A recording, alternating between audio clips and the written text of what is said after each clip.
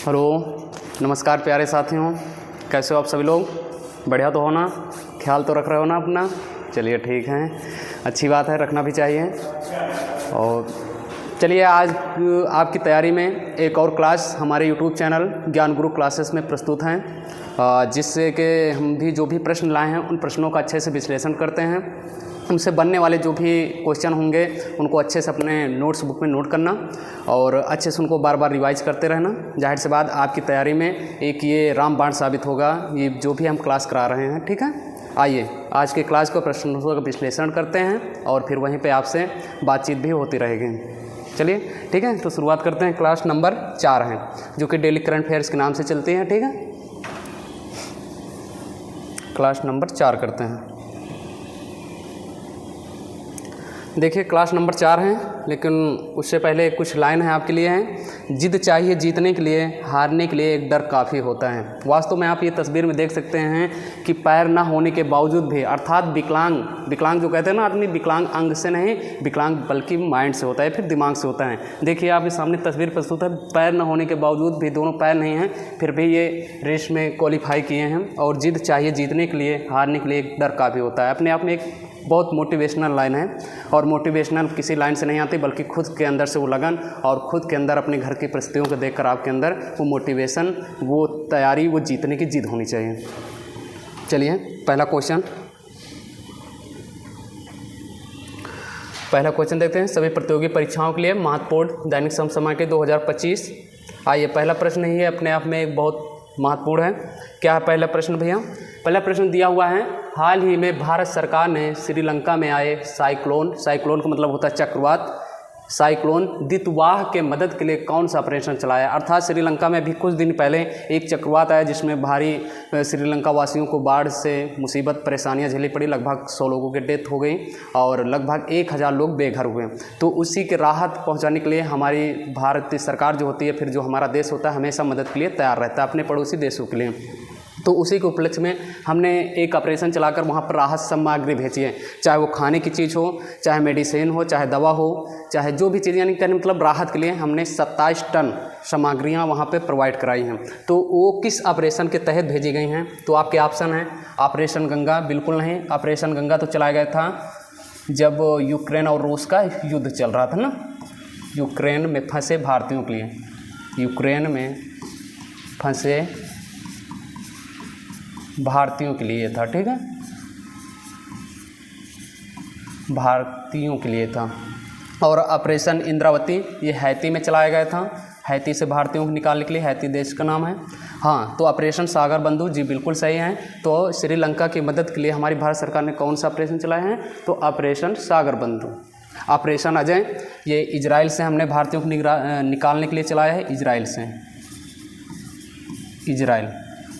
ठीक है, तो इस तरह से operation Ganga Ukraine, operation Indravati Haiti और ऑपरेशन श्रीलंका में कौन सा चलाए थे भैया? ऑपरेशन सागर बंधु। और ऑपरेशन अजय कहाँ पे चलाए थे? Operation Ajay Israel. चलिए देख सकते हैं आप लोग तस्वीर में, हमारी जो भी सेनाएं हैं वो अपनी राहत सामग्री जहाज़ के माध्यम से वहाँ तक श्रीलंका में पहुँचाने के लिए योगदान कर रहे हैं। ठीक है, ये तस्वीर आप देख सकते हैं। चलिए सेकंड क्वेश्चन देखते हैं। सेकंड क्वेश्चन क्या है? सेकंड क्वेश्चन भैया, हाल ही में फिक्की एक संस्था का नाम है। इसकी फिक्की की अच्छा संस्था पहले ही बात कर लेते हैं। फिक्की जो कि संस्था, इसकी स्थापना की बात करें, स्थापना जो इसका हुआ था 1927 में। अच्छा, इसका फिक्की का उद्देश्य क्या है? उद्देश्य ये जो फिक्की संस्था है जिसकी स्थापना 1927 में ही काम क्या करती है? तो फिक्की जो काम करती हैं, भारतीय व्यवसाय को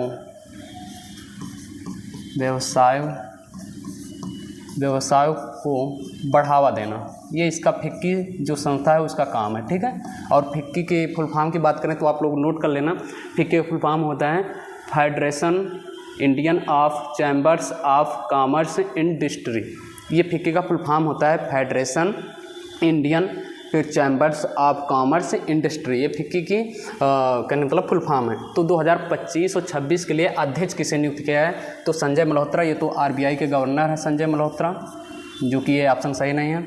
और सूर्यकांत अभी हमने बताया था किस नंबर के न्यायाधीश है, 53वें नंबर के बने हैं मुख्य न्यायाधीश।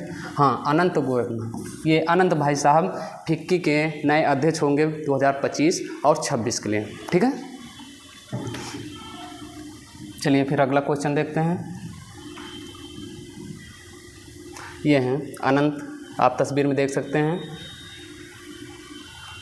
चलिए नंबर 3 है भैया, एशिया पावर इंडेक्स में भारत का स्थान क्या है। एशिया पावर इंडेक्स का मतलब होता है कहाँ की सेना कितनी मजबूत है आर्थिक रूप से और सैन्य रूप से और भी तरह से कितनी, यानी कहाँ की सेना कितनी पावरफुल है। तो उसमें पूछा गया है एशिया पावर इंडेक्स में भारत का स्थान, तो पहले स्थान पे जो है वो तो है अमेरिका की सेना। कहाँ भैया, अमेरिका, जिसे हम USA भी कहते हैं। और दूसरे नंबर पे जो है वो चीन। और हमारे भारत के स्थान की बात करें तो तीसरा है। भारत किस नंबर पे है एशिया पावर इंडेक्स में, तीसरा। अभी इससे पिछले साल की बात करें तो चौथे नंबर पे थे, हमने जापान को यानी जापान को पीछे छोड़कर हम तीसरा की रैंक हासिल किए हैं। अच्छा, ये एशिया पावर इंडेक्स संस्था जो जारी करता कौन है, तो कि इंस्टीट्यूट है, उसका नाम है लोवी। जारी लिख लेना, जारी करता, जारी कौन करता है, लोवी इंस्टीट्यूट। ये है कहाँ भैया, ये इंस्टीट्यूट ये ऑस्ट्रेलिया में है, तो जारी करता है ये इंस्टीट्यूट है। तो एशिया पावर इंडेक्स में भारत की रैंक कितनी है भैया, भारत के नंबर तीसरे नंबर पे भारत की रैंक। यहीं पर अगर हम बात करें खुशहाली इंडेक्स में, आप लोग बताना, खुशहाली में है 118। और शांति के क्षेत्र में पूछे, शांति का जो इंडेक्स है, क्योंकि इंडेक्स से बहुत महत्वपूर्ण है, बहुत सारे इंडेक्स जारी होते हैं, तो शांति के क्षेत्र में हमने पढ़ाया भी है। शांति में पूछे तो 115। यहीं पे भ्रष्टाचार में पूछा जाए, भ्रष्टाचार में 96 है भैया, 96। यहीं पर अगर आपसे पूछा जाए मानव विकास सूचकांक में, मानव विकास सूचकांक में, क्योंकि इंडेक्स का क्वेश्चन आया है तो इससे रिलेटेड हम थोड़े और इंडेक्स भी जान लेते हैं। मानव विकास सूचकांक की बात करें तो 130। वहीं पे गैप जेंडर सूचकांक की बात करें तो वो है भैया 131। तो इस तरह से एशिया पावर इंडेक्स में भारत का स्थान तीसरा है। ठीक है, पहले नंबर पे अमेरिका, दूसरे नंबर पे चीन, और जारी करता कौन है, लोवी इंस्टीट्यूट जारी करता है। कहाँ है ये लोवी इंस्टीट्यूट, ऑस्ट्रेलिया में है। और खुशहाली में भारत की रैंक 118 है, शांति में 115 है, भ्रष्टाचार में 96, मानव विकास सूचकांक में 130, और वहीं पर बात करें गैप जेंडर सूचकांक में 131। ये थे कुछ उससे रिलेटेड इंडेक्स। चलिए अगला क्वेश्चन देखते हैं। अगला क्वेश्चन ये देखिए, दुनिया के 10 पावरफुल देश, जैसे अमेरिका टॉप लेवल पे इसका स्कोर क्या था 80.5, चीन का स्कोर 73.7, और भारत का स्कोर भी पूछ रहे थे, इसलिए स्कोर भी याद रखना कितना था भैया, 40। हमारा भारत का स्कोर कितना था, 40, आप स्क्रीन पे देख सकते हैं। उसी तरह जापान फिर 38.8, फिर इसी तरह 10 पावरफुल देशों का स्कोर दिया हुआ है, और 10वें नंबर पर लास्ट में था मलेशिया। ठीक है, आइए नेक्स्ट क्वेश्चन फिर देखते हैं, क्वेश्चन नंबर 4। देखिए क्वेश्चन नंबर 4 है, हाल ही में ऑपरेशन क्रिस्टल फोर्टेस दिल्ली पुलिस ने किसके साथ मिलकर चलाया है। तो आपके ऑप्शन है CBI, जिसे सेंट्रल ब्यूरो ऑफ इन्वेस्टिगेशन कहते हैं, और NCB और RBI और SBI। तो इसका जो सही आंसर होने वाला है वो NCB के फुल फॉर्म की बात करें तो होता है भैया नारकोटिक्स कंट्रोल ब्यूरो। और दिल्ली पुलिस ने साथ मिलकर ये ऑपरेशन चलाया है। अच्छा, ये ऑपरेशन काम क्या करेगा, किस लिए चलाया गया है, तो दिल्ली में जो कि ड्रग्स को रोकने के लिए, लिख लेंगे किसको रोकने के लिए भैया, ड्रग्स। आप देखते होंगे, जो व्यक्ति आपने फिल्मों में देखा होगा, जो सूंघकर एक प्रकार की एक नशीली दवाएं भी हो कह सकते हैं। तो ठीक है, ड्रग्स एक नशा जो लोग बहुत आदि होते बड़ी मात्रा में इसका सेवन भी करते हैं और अवैध रूप से बिकता भी है। तो इसी को रोकने के लिए दिल्ली पुलिस और NCB ने मिलकर एक ऑपरेशन चलाया। ऑपरेशन का नाम है ऑपरेशन क्रिस्टल। तो ड्रग्स को रोकने के लिए ऑपरेशन चलाया। ठीक है, इतनी बातें याद रखेंगे। चलिए नेक्स्ट क्वेश्चन देखते हैं। देखिए क्वेश्चन नंबर 5 है, हाल ही में अंतर्राष्ट्रीय गीता महोत्सव कहाँ शुरू गया? आपके ऑप्शन है ना, ऑप्शन ए नंबर कुरुक्षेत्र, और ऑप्शन बी नंबर है राजस्थान, ऑप्शन सी नंबर है असम, और डी नंबर है हरिद्वार। तो इसका जो सही आंसर होगा वो भैया कुरुक्षेत्र में। अंतर्राष्ट्रीय गीता महोत्सव कहाँ हो रहा है? कुरुक्षेत्र में। ये अंतर्राष्ट्रीय लेवल पर होता है और यहाँ पर कहने मतलब गीता के बारे में ज्ञान, एक भव्य महोत्सव होता है, फिर कहने मतलब एक मेला इस तरह लगता है और वहाँ पर गीता के बारे में बताया जाए गीता का क्या योगदान है, जो भगवत गीता है, ठीक है, वो इसी पुस्तक के बारे में। और कुरुक्षेत्र एक महत्वपूर्ण स्थान भी है क्योंकि यहाँ पर महाभारत की युद्ध भी हुआ था, फिर लड़ाई भी हुई थी। यहाँ पर भगवान श्री कृष्ण ने जो अर्जुन को जो उपदेश दिए थे वही बातें भगवत गीता में लिखी हुई हैं। तो इसलिए अंतर्राष्ट्रीय गीता महोत्सव कहाँ हो रहा है? कुरुक्षेत्र। और कुरुक्षेत्र है कहाँ भाई? हरियाणा में, ठीक है। और इसके भागीदार राज्य कौन से हैं ये भी लिख लेना। भागीदार राज्य की बात करें तो आपके हैं हरियाणा और एमपी अर्थात मध्य प्रदेश। ये 2 स्टेट भागीदार राज्य। पूछ सकते हैं अंतर्राष्ट्रीय गीता महोत्सव के भागीदार राज्य कौन कौन से हैं, तो हम क्या बताएंगे? हरियाणा और मध्य प्रदेश। लेकिन अंतर्राष्ट्रीय गीता महोत्सव 2025 हो कहाँ रहा है? तो कुरुक्षेत्र पड़ता कहाँ भैया? हरियाणा में, ठीक है, क्लियर। चलिए नेक्स्ट क्वेश्चन पे चलते हैं। ये देखिए इंटरनेशनल गीता महोत्सव 2025 15 नवंबर से लेकर 5 दिसंबर तक, और कहाँ हो रहा? कुरुक्षेत्र में। चलिए भैया नंबर 6 प्रश्न आ चुका है इसरो से रिलेटेड। क्या है इस प्रश्न क्या बताया गया है? लिखा है इसरो चंद्रयान 4 किस वर्ष से लॉन्च करेगा? अर्थात जो इसरो है जिसका फुल फॉर्म है Indian Space Research Organisation, Hindi में कहते हैं भारतीय अंतरिक्ष अनुसंधान केंद्र। इसका काम यही होता है सैटेलाइट को छोड़ना या उपग्रहों को छोड़ना, विश्लेषण करना, चाहे मंगलयान पर छोड़ना हो जाए चंद्रयान पर, ठीक है। तो जैसे होती है ना अन्य कंपनियों जैसे नासा होती हैं, जाक्सा होती हैं, तो इसी तरह हमारे यहाँ पे भारत की जोन है इसरो। अगर इसरो की स्थापना की बात करें, स्थापना, क्योंकि हमने आपको इसका फुल फॉर्म बता देना, आप लोग लिख लेना इंडियन स्पेस रिसर्च ऑर्गेनाइजेशन। इसकी स्थापना की बात करें 15 अगस्त 1969 ईस्वी में, ठीक है। और अगर पूछा जाए चंद्रयान 4 किस वर्ष लॉन्च हो रहा है, तो चंद्रयान 4 जो लॉन्च होगा 2028 में होगा। अभी चंद्रयान 3 हमने लॉन्च किया। चंद्रयान 3 के बारे में जानते हैं थोड़ा सा।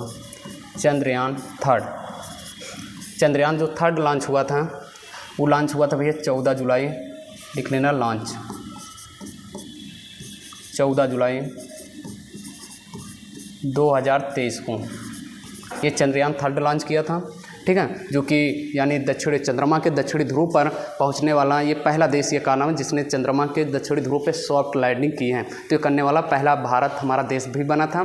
तो लॉन्च कब किया था? 14 जुलाई 2023 में। लेकिन पहुंचा कब? लैंडिंग जिसे हम बोलते हैं, पहुंचा कब? पहुंचा है भैया 23 अगस्त 2023 को, ठीक है। इसी 23 अगस्त को हमारी सरकार ने कौन से दिवस के रूप में घोषणा किया भैया?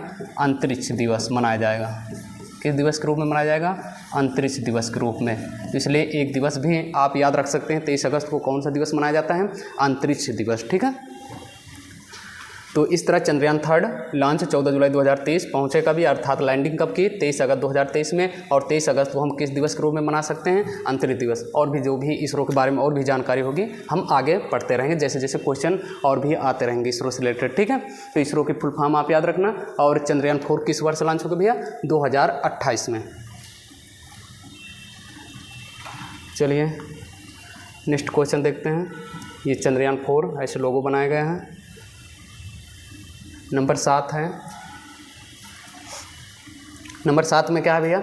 हाल ही में वनडे फॉर्मेट में सबसे ज़्यादा छक्के लगाने वाले बल्लेबाज कौन बने? अभी ये रिकॉर्ड हाल ही में अर्थात मंडे को जो मैच हुआ था साउथ अफ्रीका के खिलाफ, वहाँ पे ये रिकॉर्ड बने, 2 रिकॉर्ड बने हैं, दोनों पास ही क्वेश्चन है। तो पहला क्वेश्चन है हाल ही में वनडे फॉर्मेट में सबसे ज़्यादा छक्के लगाने वाले बल्लेबाज कौन बने हैं? तो आपके ऑप्शन है विराट कोहली, और बी ऑप्शन है रोहित शर्मा, सी ऑप्शन है हार्दिक पांड्या। लेकिन इसका जो सही आंसर होगा वो रोहित शर्मा। रोहित शर्मा ने कितने छक्के लगा चुके हैं वनडे में भैया? 252 छक्के। ये वर्ल्ड लेवल पे है, ठीक है। रोहित शर्मा इन्हें हिटमैन भी बोलते हैं, लिख लेना, हिटमैन के नाम से जाने जाते हैं, हिटमैन। लेकिन इन्होंने किसका रिकॉर्ड तोड़ा है? तो 351 छक्के नाम थे। किन के नाम थे वो? शाहिद शाहिद अफरीदी, ये कहाँ के बल्लेबाज हैं? तो भैया पाकिस्तान में, ठीक है, ये पाकिस्तान के बल्लेबाज थे। इनका रिकॉर्ड इन्होंने, रोहित शर्मा ने सोमवार जो साउथ अफ्रीका के खिलाफ जो मैच हुआ था उसमें ये रिकॉर्ड ध्वस्त कर दिया है। क्या लिख लेना अच्छा, किसके खिलाफ ये रिकॉर्ड तोड़ा गया है? खिलाफ, यानी किस टीम के खिलाफ ये मैच हुआ था उसमें रिकॉर्ड तोड़ा है? तो साउथ अफ्रीका, साउथ अफ्रीका। तो वनडे फॉर्मेट में सबसे ज़्यादा छक्के लगाने वाले दुनिया के बल्लेबाज कौन बन चुके हैं? रोहित शर्मा, जो कि इंडिया टीम के पूर्व कप्तान भी रह चुके हैं, है कि नहीं। चलिए नेक्स्ट क्वेश्चन फिर देखते हैं, और जो कि लास्ट क्वेश्चन होने वाला है। 8 क्वेश्चन ही आज हैं। 352 छक्के वनडे फॉर्मेट में सबसे ज़्यादा छक्के लगाने वाले खड़े। अच्छा, एक और क्रिकेट जगत से ही संबंधित प्रश्न है। क्या है प्रश्न? देखते हैं। हाल ही में किस खिलाड़ी ने 92वें शतक के साथ सचिन तेंदुलकर के सर्वाधिक शतक का रिकॉर्ड तोड़ा है? अर्थात ये कारनामा करने वाले जो सचिन तेंदुलकर का सबसे ज़्यादा रिकॉर्ड था, जैसे उन्होंने टेस्ट में लगभग 51 शतक लगाए हैं वो, तो 51 शतक से, और उसमें अगर इनका रिकॉर्ड पूछे तो 52 शतक लगाकर इनके रिकॉर्ड को किसने तोड़ दिया है? तो विराट कोहली। ये कौन प्लेयर भैया? विराट कोहली। विराट कोहली के बारे में ही अभी हम बताते हैं। अच्छा, पहले इनके रिकॉर्ड के बारे में बात कर लेते हैं। ये वनडे में कितने शतक लगा चुके हैं? वनडे में इनके शतक हैं भैया 52। और T20 की बात करें, T20 में कितने शतक हैं? T20 में है 1। और टेस्ट में बात करें, टेस्ट में हैं इनके 30 शतक। और टोटल कितने शतक हो चुके हैं इनके? कुल शतक की बात करें, कुल शतक ये लगा चुके हैं 83। और वहीं पे सचिन तेंदुलकर, जिन्हें क्रिकेट का भगवान बोलते हैं, इनके कुल शतक की बात करें तो इनके कुल शतक हैं भैया 100। अर्थात अभी 83 नंबर पर, कुल शतक इनके 100। लेकिन टेस्ट में जैसे सचिन तेंदुलकर ने लगाए थे, टेस्ट में टोटल इनके शतक थे 51। तो 51 नंबर के यानी रिकॉर्ड को उन्होंने ध्वस्त कर दिया 52 शतक। इससे पहले तो इनके वनडे रिकॉर्ड को तोड़ दिया, जो कि सचिन तेंदुलकर के वनडे में शतक थे।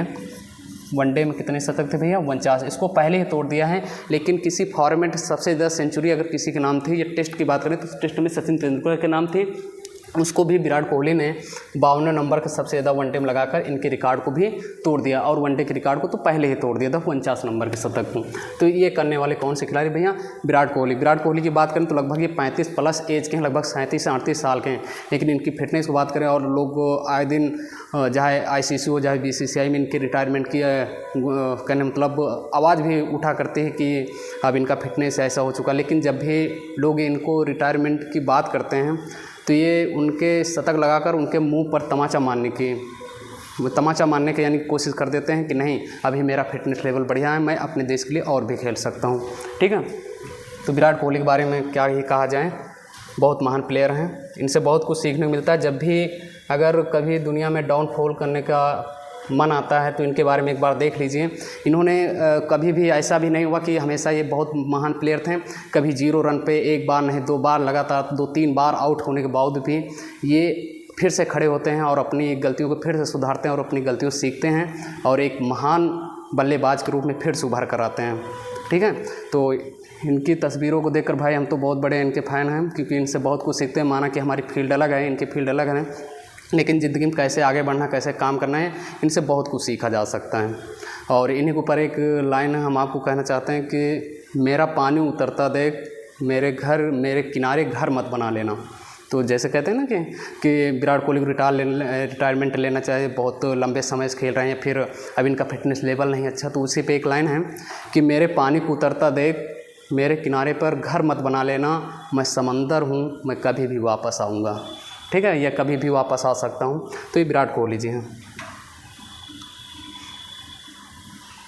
चलिए ठीक है, आइए फिर कल की क्लास का रिवीजन करते हैं। पिछले क्लास का रिवीजन आप लोगों को पता होंगे सारे क्वेश्चन। हाल ही में कृत्रिम द्वीप किस देश ने बनाने की घोषणा की, तो आप आंसर बता देंगे, फिर जानते होंगे चीन ने किया है। ठीक है, और वहीं पे दूसरा बात करें, ब्लाइंड T20 वर्ल्ड कप किस टीम ने जीता है, तो हमारी भारत की टीम ने जीता है। बहुत सही, आप लोग बताते भी होंगे। मिस यूनिवर्स 2025 का खिताब किसने जीता, तो आपको हमने बताया था फातिमा जी ने। किसने जीता भैया? फातिमा बोस। आगे फिर देखते हैं और भी क्वेश्चन का रिवीजन करते हैं ना। चलिए आगे देखते हैं। WPL की 2025 में सबसे महंगी खिलाड़ी कौन थी, तो सबसे महंगी खिलाड़ी जो बनी वो दीप्ति शर्मा बनी। कौन बनी है? दीप्ति शर्मा। और किस टीम ने जीता है?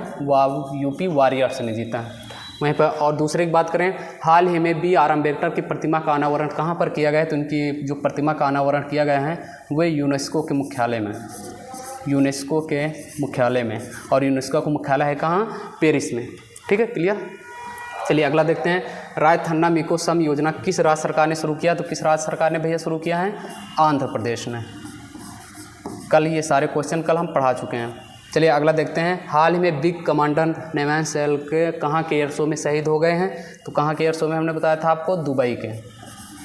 और कौन सा एयरपोर्ट था? अल मखतूम एयरपोर्ट। ये जितने भी क्वेश्चन हैं कल के संबंधित है। ठीक है, चलिए 8वां क्वेश्चन क्या था? ऑस्ट्रेलियन ओपन का खिताब किसने जीता है? तो आप लोग हमें बताएंगे किसने जीता भैया? लक्ष्य सेन ने जीता है, लक्ष्य सेन। हम उम्मीद करते हैं कि सारे क्वेश्चन जो भी हम आज करा रहे हैं कल की रिवीजन, आप लोगों को इसके आंसर अच्छे तरीके से पता रहे होंगे ना। आइए फिर 9वां क्वेश्चन देखते हैं, संगाई फेस्टिवल कहाँ मनाया गया है? तो आपको हम बता दें कहाँ मनाया गया भैया? मणिपुर में। चलिए अभी अगला क्वेश्चन देखते हैं, 10 क्वेश्चन रह जा रहा है। चलिए 10वां क्वेश्चन देखते हैं, शहीद दिवस कब मनाया गया? तो शहीद दिवस भैया कब मनाया गया? 24 नवंबर को। शहीद दिवस कब मनाया गया है? 24 नवंबर। और किसकी याद में मनाया जाता है? गुरु तेग बहादुर। इस तरह से ये आज की हमारी जो भी पूरी क्लास थी। अब मिलते हैं आपसे हम अगली क्लास में, नेक्स्ट क्लास में। कुछ लोगों ने, जैसे विकास ने इसका जो भी क्वेश्चन पूछा था उसका आंसर भी दिया था। जेम्स वाटसन के बारे में हमने पूछा था, तो वो कहाँ संबंधित है? अमेरिका संबंधित है। उन्होंने कौन सा काम किया था? DNA के द्विकुंडलित कहने मतलब द्विकुंडलित संरचना मॉडल प्रस्तुत किया था। तो मिलते हैं नेक्स्ट क्लास में। जब तक के लिए आप अपनी तैयारी को करते रहिए, इसी तरह अपना प्यार और अपना सपोर्ट हम लोगों को दिखाते रहिए। आप लोगों के लिए हम बेहतरीन से बेहतरीन चीज़ करने का प्रयास करेंगे। तो यहीं पे विदा चाहता हूँ। तब तक के लिए नमस्कार, जय हिंद।